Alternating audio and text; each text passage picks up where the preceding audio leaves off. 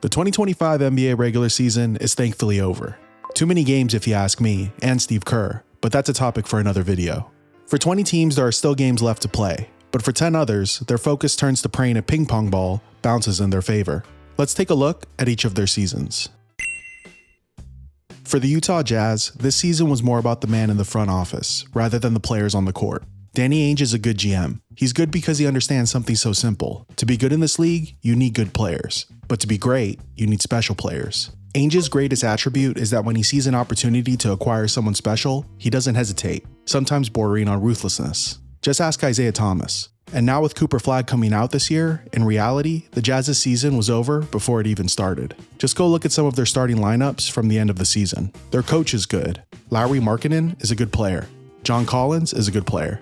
Isaiah Collier looks promising. None of them will change the overall trajectory of your team in a truly meaningful way, an inner circle contender type of way. Ainge, in a big part of the basketball world, believes Flagg can eventually become that type of player. So much so that he murdered a whole season. If Flagg is the player Ainge believes him to be, then it was completely justified. Hope. That's something the Wizards haven't had a lot of recently. The end of the Bradley Beal era was mediocre at best. Over the last 2 seasons, they've won a total of 33 games. But at the end of this season, there are things Wizards fans can be hopeful about. Their trio of rookies Alex Sarr, Bub Carrington, and Keyshawn George showed flashes and finished the year strong. Thanks to having his best offensive season ever, Jordan Poole is now not untradeable. If you squint hard enough, you can see something resembling the outlines of a competent basketball team. Add Flagg to the mix, and you might not have to squint at all. It's all about LaMelo. We're now at the he puts up stats, but all he does is lose point of LaMelo Ball's career, otherwise known as the Karl Anthony Towns before Anthony Edwards corollary. Unfortunately, he's checking all the boxes. High usage rates, high turnovers, questionable shot selection, and limited interest in defense. To make matters worse, he didn't even make it through the year healthy for the 3rd straight season. And the style of basketball he played this year won't lead to anything fruitful. And it's been this way for the 2nd straight year. Despite all that, I still believe he's not a losing player. I can't let go of when he first came into the league, on those Gordon Hayward, Terry Rozier teams. LaMelo's game was less isolation and chuck happy, and more assimilating into team structure, with just the right amount of reckless brilliance. If you believe that LaMelo's style of play was a function of the team talent and terrible injury luck the Hornets had this year, I can see that. But we're 5 years into LaMelo's career, and we still don't have a satisfying answer to the question if he can be your franchise player, the best player on a winning team. Next year is shaping up to be a big prove-it year for him. The Pelicans are in a similar boat as the Hornets, trying to figure out if their franchise player is actually a franchise player. There are pieces of a contending team here, but health is the one thing jamming the puzzle. DeJounte Murray tore his Achilles 31 games into the season. Trey Murphy was awesome this year when he played, then suffered a major shoulder injury. Herb Jones was awesome last year. He played just 20 games. We know about Zion. It looks like they once again hit on another draft pick, something the Pelicans actually do really well. Keeping their players healthy? Not so much. In an alternate timeline, you could easily see the Pelicans being a team similar to the Thunder. Maybe not as great, but a small market team that drafted really well and accumulated intriguing talent over multiple years. This year figures to be a deep draft class, and the Pelicans will have another high pick and another opportunity to add another piece to the puzzle. They just need their biggest piece to finally lock in. Just how patient should the Spurs be? You already have the player every team is looking for, a player who can be the best player on a championship team, and he'll only be in year 3. He's already the best defensive player in the league, by far, and this year he just started to scratch the surface of his offensive ceiling. You got De'Aaron Fox without giving up Devin Vassell, Jeremy Sohan, and more importantly, Stephon Castle, who looks special. Castle!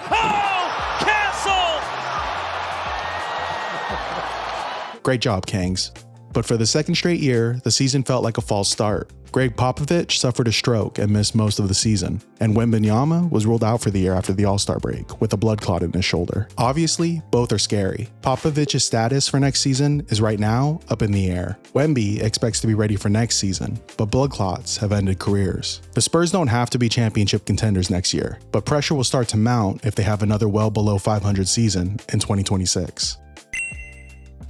I've already gone over the Sixers season plenty. It was the season from hell. And since that video was published, Joel Embiid underwent left knee surgery, as reports came out of friction between him and the front office on the decision to even have the procedure in the first place. It seems health continues to be a common theme around teams that didn't expect to be at the bottom of the league. If Embiid is healthy next season, they can compete. Ultimately for what? Who knows? But that if seems to be more of a no at this point. The Brooklyn Nets played hard all season. That's indicative of the coach, and they seem to have a good one in Jordi Fernandez. They just didn't have the talent. You look at this roster, and while there is competent NBA players here, nothing excites you. Even teams like the Wizards, Hornets, and Pelicans, who are much worse, have young intriguing players that allow you to dream. For the Nets, all their players are known quantities, and the quality isn't good enough. But just in the nick of time, they have 4 first-round picks in this year's draft. The Nets have been something worse than bad for a while now. They've been boring. Let's hope that changes next year.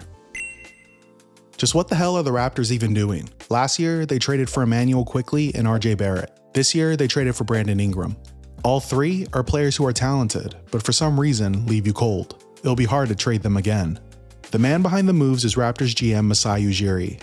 He better hope Scottie Barnes proves to be the player he thinks he can be, especially after signing him to a maximum $225 million contract extension last year. Because if he is, then he'll be the piece to bring everything together. All 4 are still young, and there is optimism for improvement. All 4 will also cost $156 million. The projected salary cap for next year is just under $155 million.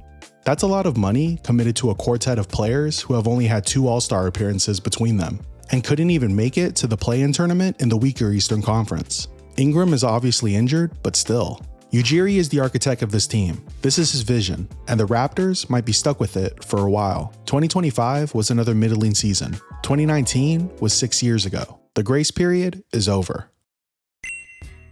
I actually think the Blazers were the sneakiest team in the league this year, relative to their expectations. They won 14 more games than last year, and were in the play-in tournament hunt until the last week of the season. Even more impressive when you consider they were in a crowded Western Conference. After a putrid rookie year, Scoot Henderson showed at the very least he wasn't one of the worst players in the league. They shrewdly stole Toumani Camara and Deni Avdija in trades, especially Avdija, who was unlocked as a playmaking type forward with size. He was really good in the last few months of the season. Anthony Simons is still a bucket. DeAndre Ayton is overpaid, but serviceable. Shaedon Sharpe can catch a body at any time. They've improved defensively every year since Chauncey Billups took over as coach, and he just signed a contract extension. I think the Blazers are trending up. Here's my take on why the Phoenix Suns were so disappointing this season. Roster construction. Offensive rebounds, deflections, loose balls, charges drawn, contesting shots. The NBA keeps track of all these stats. They call them hustle plays. The Suns were in the bottom 10 in all of them. And while Durant and Booker hold plenty of blame, you can't expect them to do everything. Energy and defense. The Suns didn't have enough of it. They invested too much into offensively minded role players at the expense of their defense. They were too skewed, too off balance, and out of sync. This season, I believe, wasn't a complete reflection on Booker and Durant, but a referendum on what is actually needed to be a winning basketball team. Your stars are your most important players and leaders, yes, but this is still a team game, and the wrong team was built around them. Their top 2, leadership aside, did what they were supposed to do. The Suns had a top 10 offense. It was up to the others to support them. And did you really expect the Michael Jordan of Tobias Harris's to fill in the gaps? My name is Kahai. Thanks for watching.